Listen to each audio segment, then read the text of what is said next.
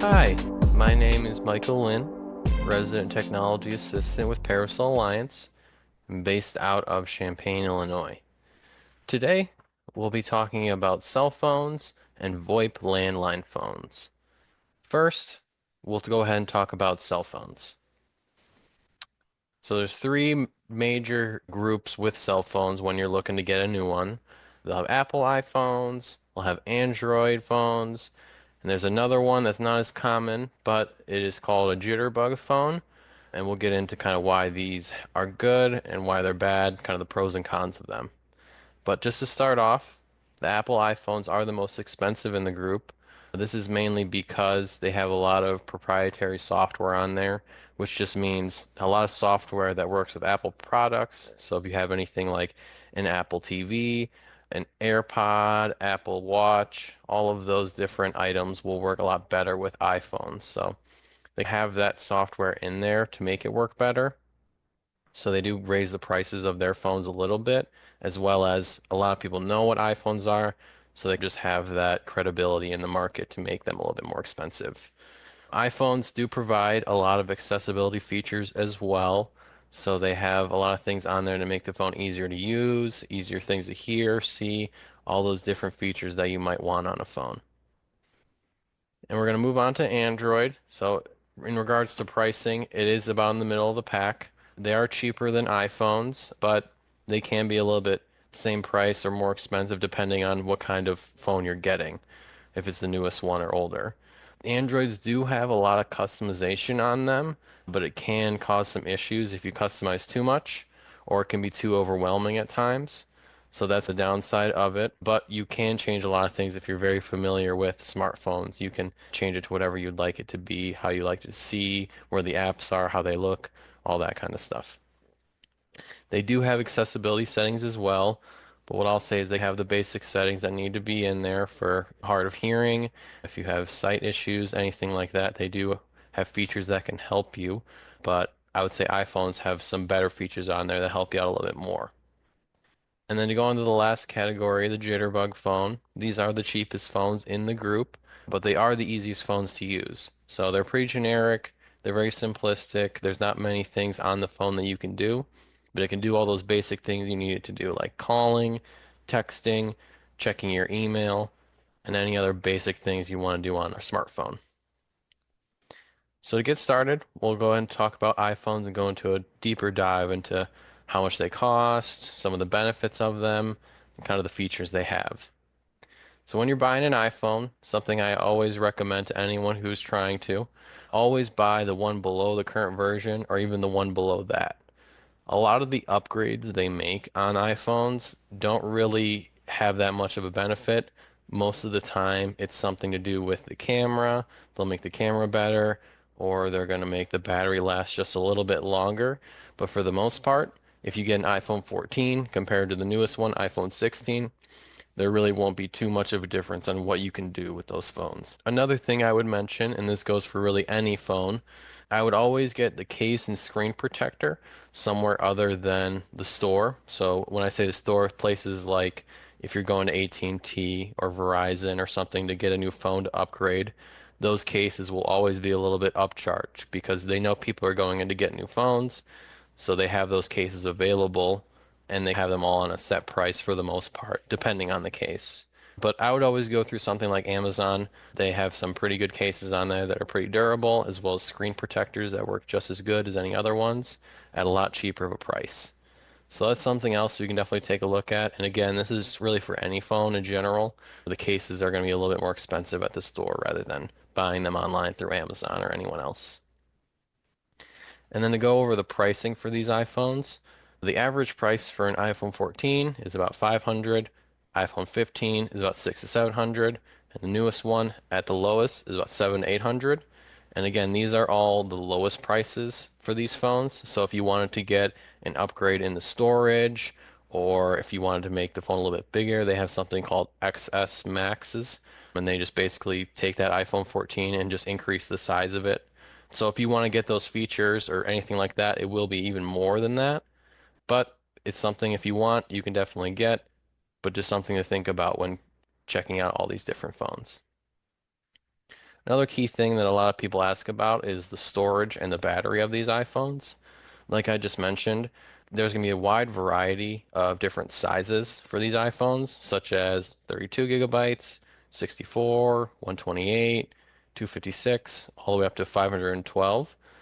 It is a little bit overkill once you get to higher storages, but if it's something you might need on your phone, if you take a lot of pictures or if you have a lot of documents, whatever the case is, you might want to get that more storage on the phone. Another way to get a lot of storage on your phone without having to pay that much from upgrading the phone to that base 500 to let's say 600 or 700 just for more storage, something you can do is called iCloud. iCloud provides some storage on your phone, 5 gigabytes for free. But if you do want to get, let's say, 50 or even 100 gigabytes of iCloud storage, you could get that for about a dollar or $2. They make it relatively cheap. I would always recommend something like this if you want just a little bit more storage on the phone. You already have your phone, so you can't upgrade the storage in it right now. This is one way that you can get that more storage without having to upgrade the phone itself. And just to go over what iCloud is on an iPhone, basically, it's just a way of storing any pictures, documents, texts, emails that doesn't store it on your phone directly. So iCloud would store that information on their own server through Apple, and then that wouldn't take up any storage on your phone. It would be its own iCloud storage linked with your account. So it's nice to have if you want to be able to back up your phone as well and keep everything on there just in case you lose it or anything like that. Just another advantage that Apple has, but Android does have a similar feature to it that we'll go over.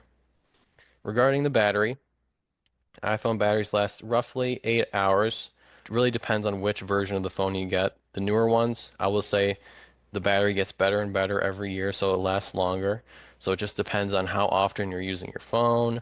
If you are not able to get a charger most days, you might want the longer battery life. It all depends on how you use it, where you use it, and how you want to utilize it.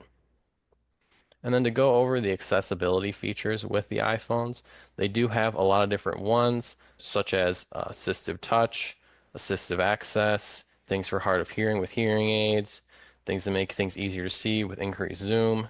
And that picture on that right side there is what assistive access would look like. So this feature makes all the apps on an iPhone pretty generic and simplistic. You can see in that picture on the right, it just shows you, let's say, your calls, camera, and photos, and keeps things all in a straight line for you, so it's not hard to find things. You don't have trouble seeing them. It just, in general, makes the phone easier to use, but it does limit a lot of the things you can do with it. So I wouldn't recommend it for somebody who likes to customize their phone or change things around or knows how to go around with a smartphone. This would be more for people who maybe have never used a smartphone before or don't feel really comfortable with one. This will make it a much easier transition for you. We'll go ahead and move on to the next phone. So now we'll talk about Android phones, the differences between them and iPhones, and what you might want if you were going to get one. So on that right-hand side there, this is what most generic Android's home screens look like. So pretty similar to an iPhone. You can customize anything you like with it, and you can get almost all the same apps with it. One thing I will say is Android has a lot more apps available on their store, mainly because they don't have as strict policies, so more apps can be pushed through, but Apple does have mostly all the same apps that Android's does. And just to talk about the price difference of an iPhone to an Android phone, the average Android phone, which we'll use Samsung as the company, but a lot of different companies do make Android phones. The average price is around $300, 300 to 400, and then it'll go up as you get those newer phones. And then the cheaper iPhones are roughly about 500 to 600. Androids are a lot cheaper than iPhones, but they don't offer all the same accessibility settings. If you have been using an iPhone, you might just like how it looks, you know where things are, where to find things. So it all depends on your preference and how you want to use it.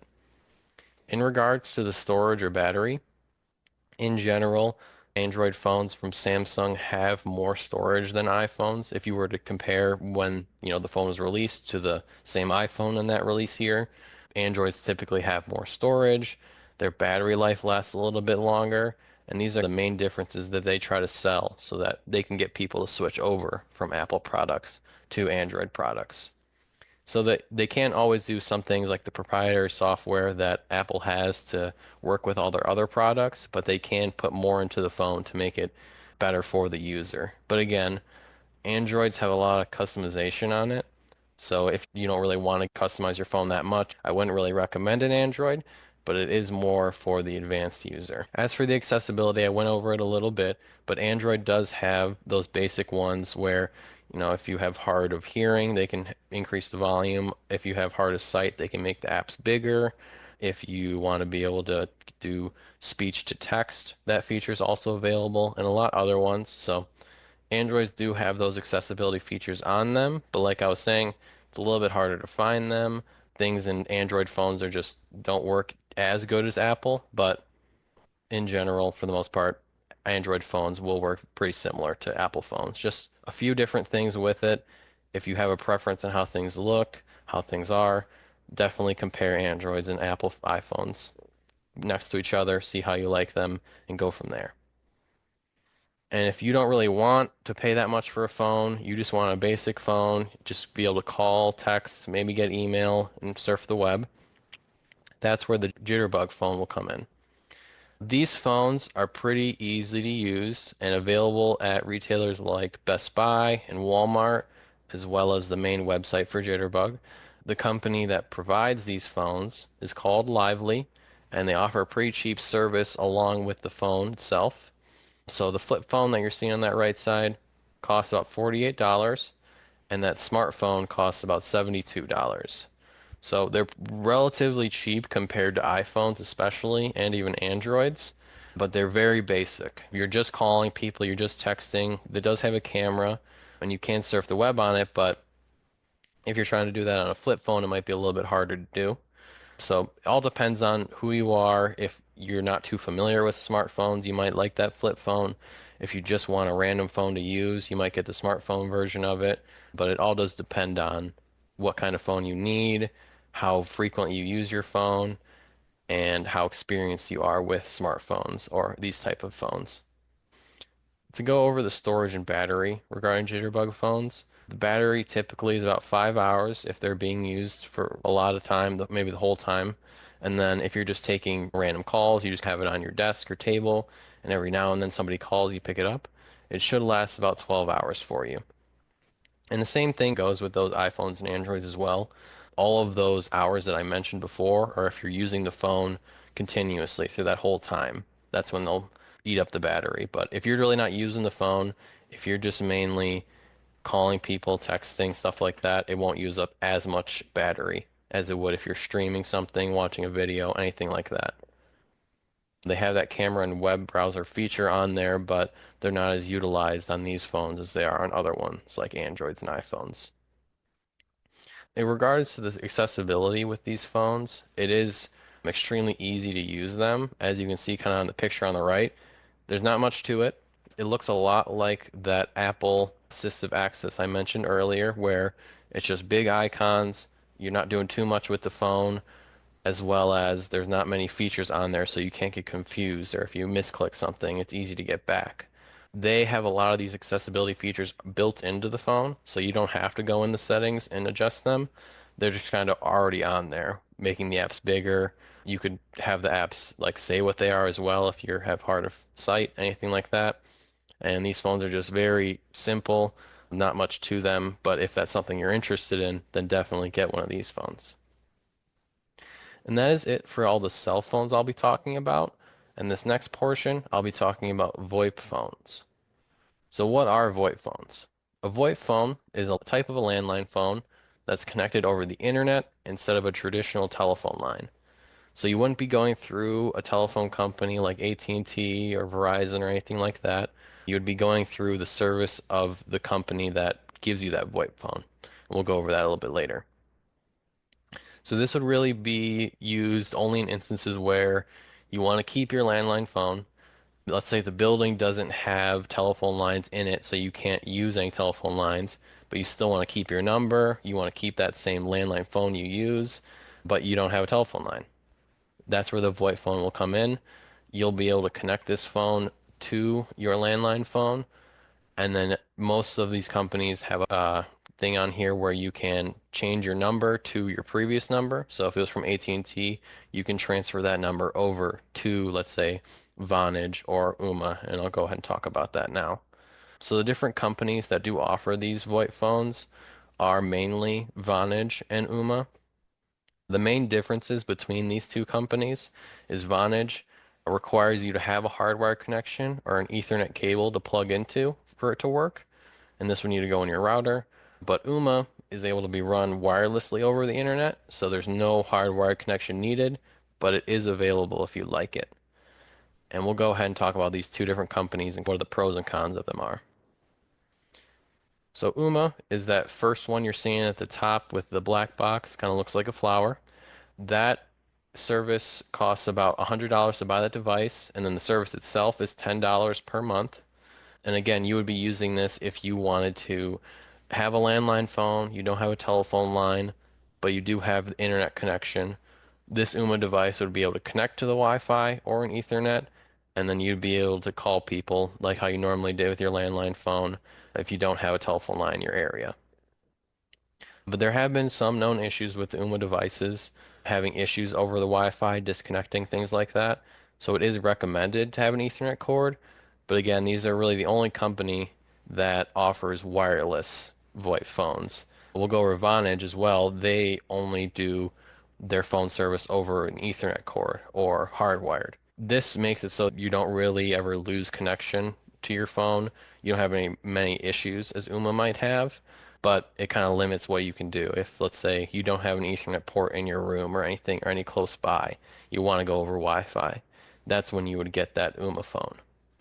And Vonage does have almost identical prices to Ooma. It's $100 for the device and then $10 for the service per month afterwards.